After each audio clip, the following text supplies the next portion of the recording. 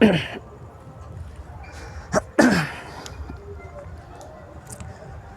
दोस्तों, मैं मुकेश आप लोगों के लिए त्रिकोणमिति 8.1 से आज क्वेश्चन नंबर 4 करने वाले हैं। तो आज हम लोग जो है सीखने वाले हैं त्रिकोणमिति के 8.1 एक्सरसाइज से क्वेश्चन नंबर 4। क्वेश्चन नंबर 4 में दिया हुआ है 15 cot a बराबर 8। 15 cot a बराबर 8। तो साइन ए और सेक ए का मान ज्ञात करें। तो सबसे पहले क्या है कि हम लोग फिगर को ड्रॉ करेंगे। बनाने से पहले, मान बैठाने से पहले सबसे पहले क्या करेंगे कि फिगर को ड्रॉ कर लेंगे। फिगर का जो भी नाम है आप वो दे लीजिए। आप लोग ये समझते होइएगा कि इसमें सर मतलब कि शीर्ष कैसे बैठाया जाए, तो आप कहीं भी कोई भी शीर्ष ले सकते हैं, इसमें कोई दिक्कत नहीं है। आप चाहे तो ए यहाँ भी रख सकते हैं, बी सी यहाँ भी रख सकते हैं, उसके लिए कोई दिक्कत नहीं है। बस एंगल के हिसाब से क्या होता है ना कि उसका भुजा चेंज हो जाता है, यानी कि आधार और लंब बदल जाता है। इससे कोई फ़र्क नहीं पड़ता है कि हम यहीं पर ए लें, यहाँ पर बी लें और यहाँ पर सी लें, तो आप कहीं भी ले सकते हैं। फ़िलहाल में सवाल देखिए। सवाल में कह रहा है आपको कि 15 cot a बराबर 8। अब यहाँ क्वेश्चन नंबर 3 में आप देख रहे थे कि क्वेश्चन नंबर 3 में ये कह रहा था कि साइन ए बराबर 3/4, तो अनुपात आपको दे रखा है। लेकिन यहाँ पर 15 cot a बराबर क्या है, 8 है। तो आप इस 15 को अब बाहर कर दीजिए, क्योंकि ये गुना में है। तो गुना में है तो इसका काम यहाँ पर नहीं है, क्योंकि यहाँ पर सिर्फ त्रिकोणमितीय अनुपात होगा। तो 15 को आप बाहर कीजिए, तो cot a बराबर 8/15। इधर गुना है तो बाहर जाएगा तो भाग में आएगा, याद रखिएगा। गुना वाला को बाहर करते हैं तो भाग में आता है, अगर भाग रहता है तो इधर अगर गुना करते हैं तो गुना में आ जाता है, बाहर करते हैं तो गुना में आ जाता है। जोड़ वाला को बाहर करते हैं तो घटाव में, और घटाव वाला को बाहर करते हैं तो जोड़ में आ जाता है। तो ये जो है आप एकदम दिमाग में बैठा लीजिए कि गुना में है तो बाहर जाने के बाद भाग में आएगा। अब आपके पास देखिए cot a बराबर 8/15 आ गया। अब यहाँ से आप क्या कर लीजिए, देखिए हर एक स्टेप को आप देखिए।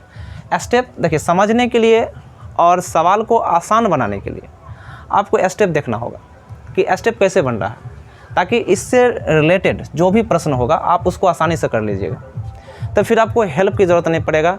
ये नहीं वहाँ पर लगेगा कि नहीं ऐसा सवाल हमसे नहीं बनेगा, बिल्कुल बनेगा। लेकिन उसको बनाने से पहले आपको उससे रिलेटेड सवाल को अच्छे से पढ़ना पड़ेगा, तब जाकर के आपको यानी कि इससे रिलेटेड जो भी प्रश्न होगा वो आपको यानी कि जो है बनाने आ जाएगा। अब बना भी लीजिएगा आसानी से। और ये मैं वादा करता हूँ कि इस चैप्टर से एक सवाल ज़रूर निश्चित रहेगा। एक सवाल तो आने वाला है एकदम हर हाल में। इसलिए आप जो है स्टेप देखिए, किस तरह से स्टेप बैठाया जाता है, कैसे सवाल किया जाता है, कैसे लगाया जाता है सवाल को, कैसे हल किया जाता है, वो स्टेप से ही पता चलेगा। अब यहाँ पर क्या कीजिए कि त्रिकोणमितीय अनुपात यानी कि यहाँ cot है, तो cot का आप क्या कर लीजिए, वैल्यू बैठा लीजिए। यहाँ पर cot का क्या होता है वैल्यू, b/p होता है।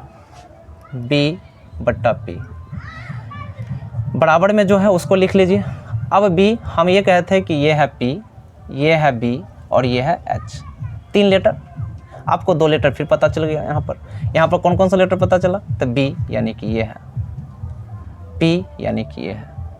तो निकालना क्या है इसमें, निकालना आपको h। तो h निकालना है। अब शॉर्टकट फार्मूला देख लीजिए पाइथागोरस का।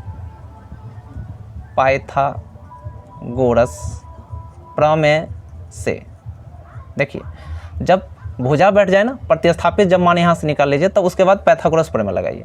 अब शॉर्टकट देख लीजिए, आप इसका बता देते हैं। कर्ण स्क्वायर मतलब आप h का स्क्वायर कर लीजिए, ठीक है। उसके लंब स्क्वायर यानी कि p का स्क्वायर कर लीजिए। आधार स्क्वायर यानी कि b का स्क्वायर कर लीजिए। एकदम शॉर्टकट लेटर के हिसाब से कर लीजिए, कोई दिक्कत नहीं। चलिए आगे देखिए। अब यहाँ पर जो है चूँकि ये निकालना है, अब जो दे रखा है उसको बैठाइए। अब जो दे रखा है उसको बैठाइए, यानी कि p 15 है तो आप 15 ले लीजिए। स्क्वायर के फॉर्मेट में है तो स्क्वायर के फॉर्मेट में लीजिए।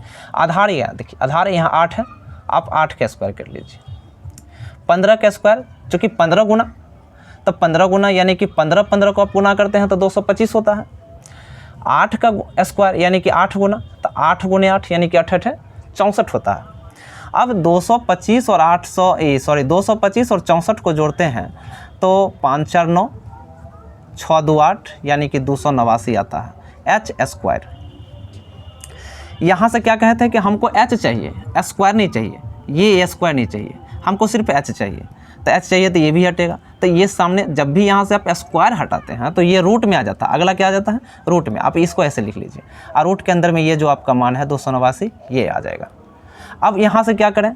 तो यहाँ से रूट के अंदर वाला को हम लोग वर्गमूल करते हैं। क्या करते हैं? वर्गमूल निकालते हैं। तो वर्गमूल आना चाहिए। अब वर्गमूल कैसे निकालना है? तो 289 है तो ये 17 का गुणक है। 17 गुने 17 289 होता है। अब यहाँ पर 2 है, जोड़ा में से 1 निकल जाएगा यानी कि 17 यानी कि यहाँ पर आपको आ गया कर्ण कितना? 17 आ गया। 17 आ गया। अब h आपको पता हो गया। अब त्रिभुज के तीनों भुजा आप पता कर लिए। अब जो भी त्रिकोणमितीय जो सर्व समीकरण है वो जो कह रहा है निकालने के लिए, जैसे इस सवाल में कह रहा है साइन ए बताइए और सेक ए बताइए। अब आसान जो भी था यहीं तक था, जो भी है आपको इतना ही है। ये है तो भाई ये भी बहुत इजी है। अगर आप इसको हर एक स्टेप देख रहे हैं तो एकदम बिल्कुल इजी है, बिल्कुल फुद्दू है, ये कोई भारी नहीं है। आप इसको मतलब कि इजी वे में देखिए, मतलब आसान दृष्टि से देखिए। इसको भारी, कोई भी चीज़ को हम लोग ना भारी सोच लेते हैं कि ये इतना बड़ा है, इतना मोटा है ना तो ये हमको हरा देगा, लेकिन नहीं, ऐसा नहीं है। कभी भी आप उसको आजमा के देखिए, है ना। पहले ही मन को भारी नहीं करना है। पहले ये नहीं सोच लेना है कि त्रिकोणमिति कह रहा बहुत भारी है। अरे भारी है पर ट्राई करके देखिए। आप स्टेप समझ के तो देखो, हर एक स्टेप को समझिए, एकदम बिल्कुल ईजी है और आसान है। तो दिमाग लगाइए वहाँ, है ना। कहने से नहीं होता है, आप करके देखिए। करके देखिएगा ना तो कहिएगा हाँ सर आप जो कह रहे थे ना वही एकदम बिल्कुल सही है, कहीं से कोई दिक्कत नहीं है, एकदम बिल्कुल आसान है। मैं करके आऊँगा, सेंचुरी मार के आऊँगा। 40 कह रहा है ना, 40 यानी कि 40% ट्रायगोनोमेट्री आता है वहाँ। 40 का 40 यानी कि प्रश्न ऑब्जेक्टिव और सब्जेक्टिव दोनों मिला के रहता है। तो 40 का 40 ठोक के आओगे अगर जो है तरीका से पढ़ते हो, तो हर एक स्टेप को पढ़ते हो, हर एक कॉन्सेप्ट को पढ़ते हो, आप 40 कहीं नहीं जाने दोगे, 40 का 40 ठोक के आओगे। तो पढ़ो, पढ़ने ही से सब संभव है। कुछ भी ऐसा नहीं है ना कि अपने आप हो जाता है, अपने आप आ जाता है। पढ़ो, बिल्कुल पढ़ो, सब सही होगा, पढ़ने से होगा, है ना। तो पहले हम लोग पढ़ते हैं। अब यहाँ पर देखिए जो साइन ए है, साइन ए का जो वैल्यू निकालना है, साइन ए का फॉर्मूला लगा लीजिए P/H। अब ए के हिसाब से आपको तय करना है P कौन होगा। अब देखिए ए के हिसाब से, अब तो ये तो समझ में आ गया होगा, ये तो हर बार लगाया जा रहा है कि सामने में कौन है, सामने में है तो सामने में सामने वाला भुजा को हम लोग क्या कहते हैं? लंब कहते हैं। 15 कर्ण फिक्स है, कर्ण नहीं बदलेगा, याद रख लीजिए, एकदम गांठ बांध लीजिए, कर्ण नहीं बदलने वाला है। उसके बाद सेक है। सेक का क्या होता है फॉर्मूला? कॉस का उलट दीजिए, कॉस का H/B। H/B, H क्या है? H 17 है, बैठा लीजिए। ए के हिसाब से B क्या होगा? ए के हिसाब से B क्या होगा? तो कौन इससे जुड़ा हुआ भैया? तो यही होगा 8। That's all. आपका ये बन गया, बिल्कुल आसान है एकदम। मतलब कि क्या था ना कि ललन टॉप सवाल जो है ना वो है। तो आप उस हिसाब से देखिए, बनाइए, समझिए, बिल्कुल आपको ललन टॉप हर एक सवाल लगेगा। कहीं से आप पढ़ते आए हैं ना, उदाहरण हम लोग करते आ रहे हैं, पिछले वीडियो में मैंने उदाहरण भी दिया है, तो वो देखते आइए। हर एक सवाल में कुछ नहीं है, बस इतना ही गीत है, इतना ही रामायण है, इससे ज़्यादा कुछ नहीं है। आप एक रामायण गा लो, एक बार देख लो, आपका सारा सवाल लग जाएगा। आप सारा सवाल कर लोगे, आसानी से कर लोगे, कोई दिक्कत नहीं होगा कहीं भी। तो